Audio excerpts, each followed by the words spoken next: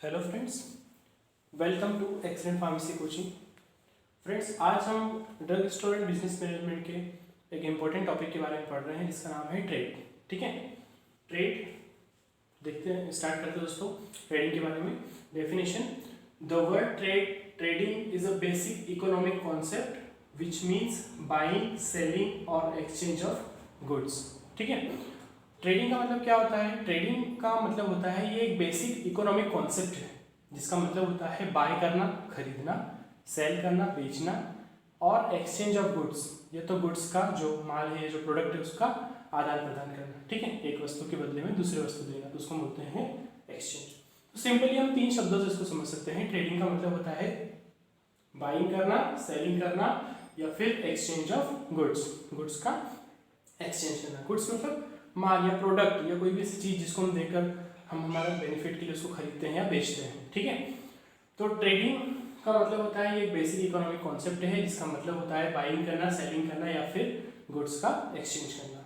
Trading में भी describe as nucleus of commercial activity. Trading को हम कमर्शियल एक्टिविटी का न्यूक्लियस कह सकते हैं। ठीक है, कोई भी चीज जो है, मान लो उसका सेंटर पॉइंट जो है, सेंटर पॉइंट से वो चीज कंट्रोल होती है। तो यहाँ पर जो कॉमर्स है, मान लीजिए ये बाहर का पूरा सर्कल कॉमर्स है, इसके बीच में जो न्यूक्लियस होता है वो उसका ट्रेड होता है। मतलब ट्रेड से ही कॉमर्स पूरा कंट्रोल होता है। ठीक है दोस्तों, आइए देखते हैं क्लासिफिकेशन के बारे में। दो तरह का क्लासिफिकेशन दिया गया है टू ब्रॉड कैटेगरीज में, internal trade and international trade. Internal trade को हमने होम ट्रेड कहा है और इंटरनेशनल ट्रेड को हमने फॉरेन ट्रेड कहा है। अब जो इंटरनल ट्रेड होता है उसी को हमने बोला है होम ट्रेड। ठीक है, इसको समझते हैं ये क्या है। In this type of trade sale and exchange of goods occurs within the boundaries of country. इस तरह के ट्रेडिंग में क्या होता है, इस तरह के इंटरनल ट्रेडिंग में क्या होता है कि जो किसी प्रोडक्ट का सेल होता है या फिर एक्सचेंज होता है गुड्स का, वो किसी कंट्री के बाउंड्री के अंदर ही किया जाता है, कंट्री से बाहर नहीं किया जाता है। जैसे फॉर एग्जांपल ये मैंने इंडिया का मैप बनाया हुआ है, कंसिडर कर लीजिए ये इंडिया का मैप है। तो इसमें ये जो इंडिया है इसके अंदर की जो स्टेट्स हैं, मतलब पूरा एक जो कंट्री है, कंट्री के अंदर ही वो बिजनेस होगा, कंट्री के बाहर नहीं होगा। जैसे इधर पाकिस्तान है, इधर चाइना है, तो चाइना पाकिस्तान हम नहीं जाएंगे, हम इंडिया के अंदर ही अगर बिजनेस कर रहे हैं, ठीक है, तो उसको क्या बोलेंगे हम? इंटरनल ट्रेड या फिर होम ट्रेड। अब इंटरनल ट्रेड जो इंडिया के अंदर हो रहा है किसी कंट्री के अंदर, उसमें भी तीन तरह के क्लासिफिकेशन दिए गए हैं: local trade, state trade and inter state trade. दोस्तों इनको देखते हैं, ये क्या है? लोकल ट्रेड क्या है? The goods are purchased and sold at particular place. इस तरह के ट्रेड में, लोकल ट्रेड में क्या होता है, जो गुड्स होता है, माल होता है, जो प्रोडक्ट होता है, मेडिसिन होती हैं, वो परचेज की जाती हैं एंड सोल्ड की जाती है, मतलब बेची जाती है एट अ पर्टिकुलर प्लेस, किसी एक पर्टिकुलर प्लेस के ऊपर बेची जाती है। फॉर एग्जांपल लोकल ट्रेड की हम बात करें, मान लीजिए एमपी की बात करें, एमपी में हम किसी एक एरिया की बात कर रहे हैं, कोई एक एरिया है, मान लीजिए कि भोपाल, भोपाल के अंदर ही कोई, भोपाल के अंदर भी कोई छोटा सा गांव है, मिसरोद गांव है मान लीजिए, उस गांव के अंदर या करोल गांव के अंदर ही कोई बिजनेस चल रहा है, तो उसको हम बोलेंगे लोकल ट्रेड। ठीक है, तो in this type of trade the goods are purchased and sold at particular place. Next है स्टेट ट्रेड। नाम से क्लियर हो रहा है, state trade. State trade, state trade का मतलब होता है किसी पर्टिकुलर स्टेट में ही हो रहा है वो business. The goods are traded only in a particular state. कोई भी स्टेट लीजिए, जम्मू एंड कश्मीर लीजिए, राजस्थान लीजिए, गुजरात लीजिए, महाराष्ट्र लीजिए, एमपी लीजिए, यूपी, बिहार, ठीक है, आंध्रा, केरला, कर्नाटका, किसी भी एक स्टेट के अंदर ही हो रहा है वो बिजनेस, उसको हम बोलेंगे स्टेट ट्रेड। क्योंकि नाम से क्लियर हो रहा है, स्टेट ट्रेड, ऐसा ट्रेड जो स्टेट के अंदर हो रहा है, किसी भी एक पर्टिकुलर स्टेट के अंदर, उसको हम बोलेंगे स्टेट ट्रेड। नेक्स्ट है इंटर स्टेट ट्रेड। ये भी नाम से अपना नाम खुश हो रहा है, इंटर स्टेट, एक स्टेट से दूसरे स्टेट के बीच में जो बिजनेस हो रहा है, जम्मू एंड कश्मीर से एमपी में, एमपी से गुजरात में, गुजरात से राजस्थान में, राजस्थान से बिहार में, बिहार से आंध्रा में, केरला में, महाराष्ट्र में, ये जो आपस में इंटर स्टेट ट्रेड होता है इसको बोलते हैं inter state trade. The goods are purchased and sold from one state to another state. ठीक है, आई होप आप समझ गए होंगे, दोनों सिंपल है, तीनों सिंपल क्लासिफिकेशन दिए गए हैं।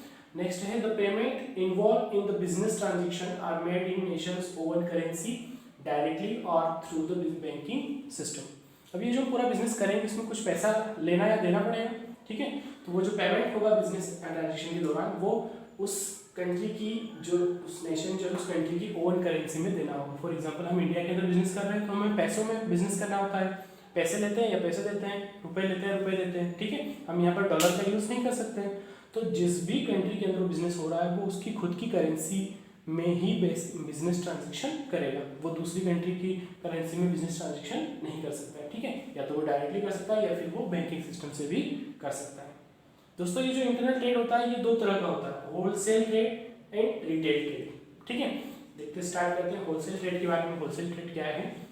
होलसेल ट्रेड जो है sales of goods in large quantity to those traders who are in direct contact with consumer, that is retail. इस तरह के ट्रेडिंग में, होलसेल ट्रेड में हम लार्ज क्वांटिटी में प्रोडक्ट को कस्टमर तक पहुंचाने का काम करते हैं, ठीक है। तो इन दोनों में बेसिक डिफरेंस बस यही है कि होलसेल में लार्ज क्वांटिटी में प्रोडक्ट को हम सेल आउट करते हैं या सेल करते हैं, बाय करते हैं, एक्सचेंज करते हैं, और रिटेल में जो होता है वो स्मॉल क्वांटिटीज में प्रोडक्ट को एक्सचेंज या सेल किया जाता है, ठीक है। The wholesaler serves as a link between producer of goods and retail traders. जो होलसेलर होता है वो प्रोड्यूसर और रिटेलर के बीच में एक लिंक का काम करता है, ठीक है। प्रोड्यूसर ही किसी चीज को बनाने वाला है या मैन्युफैक्चरर भी हम उसको बोलते हैं, वो कोई प्रोडक्ट बना रहा है। मान लीजिए ये एक पेन है, ये एक पेन किसी कंपनी के अंदर बनी होगी, ठीक है। ये सेलो कंपनी की पेन है, तो सेलो के अंदर बनी होगी, वो उसका प्रोड्यूसर है, वो उसका मैन्युफैक्चरर है। देन ये वहाँ से फिर अलग अलग सिस्टम्स के थ्रू होलसेल ट्रेड फिर रिटेल ट्रेड से होते हुए फिर किसी कस्टमर के पास पहुंची होगी। तो ये जो होलसेल बिजनेस है होलसेल ट्रेड का, ये प्रोड्यूसर से या मैन्युफैक्चरर से इस प्रोडक्ट को कस्टमर तक जोड़ने का काम करता है, ठीक है। आगे का क्वेश्चन पढ़ना स्टार्ट करते हैं। सो फ्रेंड्स, जो होलसेलर होते हैं वो चार तरह के होते हैं, super stockist, stockist, wholesale dealer, clearing and forwarding agent. Super stockist मतलब वो स्टॉकिस्ट होते हैं जिनके पास बहुत ज़्यादा अमाउंट में, लार्ज क्वांटिटी में जो गुड्स होते हैं वो उनके पास वेयर हाउस में स्टोर किए जाते हैं। देन उनके नीचे होते हैं स्टॉकिस्ट जो कि कुछ अमाउंट में कुछ मतलब सुपर स्टॉकिस्ट से थोड़ा सा कम अमाउंट में प्रोडक्ट को या गुड्स को स्टॉक करते हैं, ठीक है। एंड देन नेक्स्ट आता है होलसेल डीलर, जिससे रिटेलर जो होता है वो अपनी डील करता है। एंड लास्ट में होता है क्लियरिंग एंड फॉरवर्डिंग एजेंट, ठीक है। क्लियरिंग एंड फॉरवर्डिंग एजेंट क्या करते हैं? उस प्रोडक्ट का बिल देखकर या जितना रिटेलर ने मंगवाया है उसको देखकर उसको क्लियर करना, उसको फॉरवर्ड करना, उस तक पहुंचाने का काम करते हैं क्लियरिंग एंड फॉरवर्डिंग एजेंट, ठीक है। अब दोस्तों हम पढ़ते हैं रिटेल ट्रेड। रिटेल ट्रेड क्या होता है? तो जैसे होलसेल ट्रेड होता है वैसा ही सेम रिटेल ट्रेड होता है, बस थोड़ा सा अंतर है, ठीक है। अंतर क्या है कि वहाँ पर हम लार्ज क्वांटिटी की बात करते हैं प्रोडक्ट के या गुड्स की, यहाँ पर स्मॉल क्वांटिटी की बात करते हैं, बस इतना सा डिफरेंस होता है। तो in this type of trade retailer supply small quantity of goods as per the need of customer, ठीक है। इस तरह के ट्रेड में क्या होता है? रिटेलर जो होता है वो स्मॉल क्वांटिटी में गुड्स को as per the need of customer, customer की आवश्यकता के अनुसार पहुंचाता है, ठीक है। दोस्तों आपने देखा होगा, जैसे मान लीजिए आप मेडिकल पे कुछ लेने गए होंगे, डॉक्टर ने प्रिस्क्रिप्शन लिखा है, पर्चा लिखा हुआ, उसकी दवाइयाँ हम लेने गए, हम कहाँ गए? मेडिकल पे। मेडिकल क्या है? रिटेल स्टोर, ठीक है। तो हम क्या करते हैं, डॉक्टर ने हमें 3 दिन की गोलियाँ लिखी है, 4 दिन की गोलियाँ लिखी है, तो मेडिकल वाला जो होता है वो प्रिस्क्रिप्शन को पढ़ के उसके हिसाब से 3 दिन की गोलियाँ हमें दे देता है। तो ये क्या कर रहा है? ये स्मॉल क्वांटिटी में हमको गुड्स जो है या जो मेडिसिन है वो प्रोवाइड करा रहा है, ठीक है। In this way retailer act as a link between wholesaler and actual customer. इस तरह से जो रिटेलर होता है वो होलसेलर और कस्टमर के बीच में एक लिंक प्रोवाइड करा रहा है। ये होलसेलर है और एक कस्टमर है, ये होलसेलर डायरेक्ट कस्टमर को बेच नहीं सकता, ठीक है।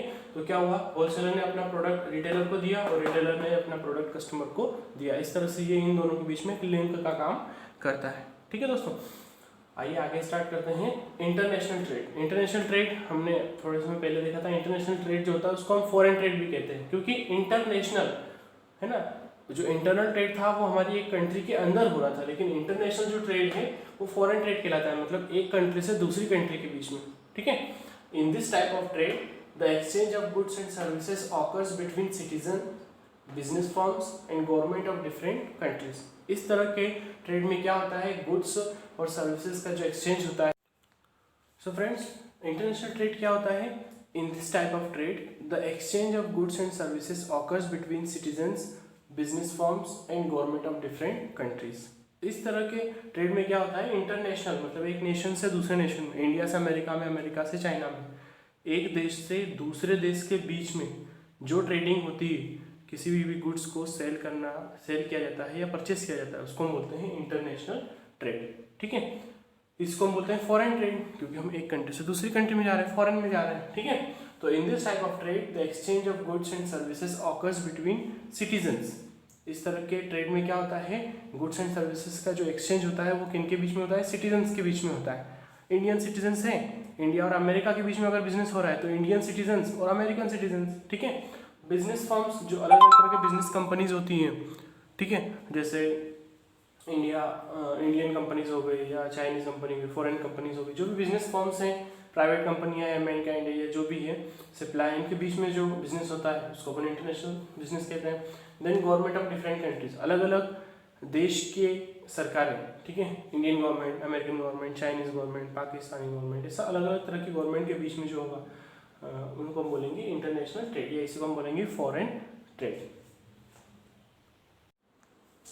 ओके, सो इंपोर्ट क्या है, इंपोर्ट को हम बोलते हैं आयात, ठीक है। When a trader of one country purchases goods from traders of other countries, it is called import. मतलब कोई एक कंट्री से दूसरी कंट्री में प्रोडक्ट को बुलाना या गुड्स को मंगवाना, ठीक है। फॉर एग्जांपल हम ले लेते हैं, जैसे ये इंडिया है और ये है अमेरिका। इंडिया के अंदर अमेरिका से कोई प्रोडक्ट बुलवाना, ठीक है, उसको हम बोलेंगे आयात। तो when a trader of one country purchase goods from traders of other country, it is called import. जब एक कंट्री का ट्रेडर दूसरे कंट्री के ट्रेडर से कोई चीज मंगवाता है तो इसको हम बोलते हैं इंपोर्ट, ठीक है। ये इंडिया है, ये अमेरिका है, ठीक है, फॉर एग्जांपल, तो इसको हम बोलेंगे इंपोर्ट। बहुत ही आसान है। नेक्स्ट है एक्सपोर्ट या निर्यात, जस्ट उसका उल्टा। When trader of one country sells goods to the trader of other country, it is called export. जब कोई कंट्री अपने यहाँ से कोई प्रोडक्ट दूसरी कंट्री में भेजती है, ये इंडिया है और ये अमेरिका है, जब यहाँ से कोई प्रोडक्ट दूसरी कंट्री में गया तो उसको हम बोलते हैं निर्यात या export. When trader of one country sells goods to the trader of other country, it is called export. Sale करना मतलब बेचना, देना किसी को, परचेस करना मतलब खरीदना, हम यहाँ पे खरीद रहे हैं इसलिए आयात, यहाँ पे हम बेच रहे हैं इसलिए निर्यात, सिंपल। देन थर्ड है इंटरपोर्ट। इंटरपोर्ट क्या होता है, when trader purchase goods from one country and sell the same goods to the another country, it is called interport और it is called reexport. अब थर्ड पॉइंट में क्या होता है, ये कोई इंडिया है, ये मान लीजिए इंडिया है और ये अमेरिका है, ठीक है, इसने कोई प्रोडक्ट बुलाया जो कि मान लीजिए कि मेडिसिन है, ठीक है, तो इंडिया ने अमेरिका से मेडिसिन को परचेस किया, ठीक है, मतलब इंपोर्ट किया और यूज़ नहीं किया, और इसने अपने जो मेडिसिन बुलाई है, इन मेडिसिन को इन्होंने जो है वो चाइना को सप्लाई कर दिया, ठीक है, इन्होंने बुलाने के बाद उन मेडिसिन को वापस चाइना को सप्लाई कर दिया, इन्होंने यूज़ नहीं करा, तो उसको बोलेंगे interport. When trader purchased goods from one country and sell the same goods to the another country, it is called interport or re-export. India है, अमेरिका है, इंडिया ने अमेरिका से मेडिसिन बुलाई लेकिन उसका उपयोग नहीं किया, सिर्फ बुला ली और कुछ समय बाद उनको वापस दूसरी कंट्री को मतलब चाइना को उन्होंने जो मेडिसिन है उनको एक्सपोर्ट कर दी, तो इसको हम बोलेंगे इंटरपोर्ट और री-एक्सपोर्ट, ठीक है। जो लंदन है और जो सिंगापुर है, ये मेन कंट्रीज हैं इंटरपोर्ट की या री एक्सपोर्ट करने की, मतलब इन कंट्रीज से ज़्यादा अमाउंट में जो प्रोडक्ट होता है वो सेल किया जाता है और वापस दूसरी कंट्रीज को भेजा जाता है, ठीक है दोस्तों। आई होप कि वीडियो बहुत ही आसान था, मैंने पूरी कोशिश करी आपको समझाने की और मुझे ऐसा फील होता है कि आपको समझ में आया होगा। Thank you very much for watching this video. और हाँ फ्रेंड्स, एक बात मत भूलिएगा, जो भी चैनल पर फ्रेंड्स नए आते हैं प्लीज़ सब्सक्राइब कीजिए, क्योंकि आपके सब्सक्रिप्शन से या आपके लाइक से, आपके कमेंट से ही मेरा उत्साह बढ़ता है, जिससे मैं आपके लिए वीडियोस को और थोड़ा सा आसान और अच्छी तरीके से बनाने की कोशिश करता हूँ। Okay, thank you.